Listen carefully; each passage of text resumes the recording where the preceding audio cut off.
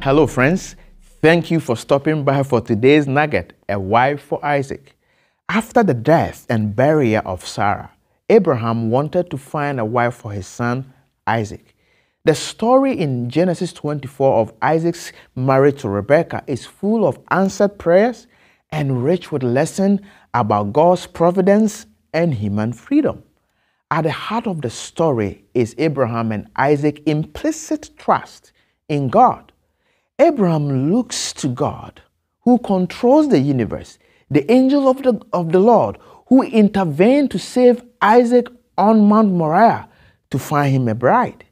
Abraham does not want Isaac to take a bride from among the Canaanites, but he wants to ensure he marries a woman who fears the Lord. And there is an important lesson here, especially for the young generation among us who are contemplating marriage and relationship. If you are a child of God, if you love and fear God, make sure that the person you marry share your faith. Marriage is a step of faith. Make sure you take it with someone who shares your faith. And so Eliezer set off on his journey to Mesopotamia in search of a wife for Isaac. When Abraham gave instruction to Eliezer to bring a wife for Isaac from among his people, he left open the possibility that the woman will not respond to Isaac's call.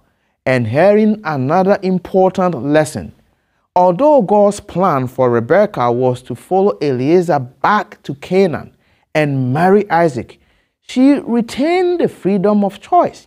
In other words, going back with Eliezer was a choice Rebekah could not be forced to make. She had to be willing to go on her own free will. We are told that after Eliezer explained his errands to Rebekah's father and brother, and after explaining the specific prayer that he prayed at the well for God's guidance, and the way God answered that prayer very clearly through Rebekah, they called Rebekah and said to her, "Will you go with this man?" And she said, "I will go." And so she chooses to return to Canaan. She chooses to marry Isaac. She chooses to trust God's leading in her life. What a beautiful picture of marital happiness. Isaac took Rebekah as his wife. She brought him happiness and comfort after his mother's death. God created marriage to be a blessing for humanity.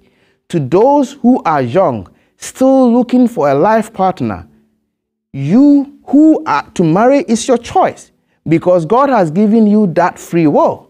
But in making that choice, be sure to seek God's guidance. And that is the nugget. Thank you for stopping by. Study your lesson. See you tomorrow.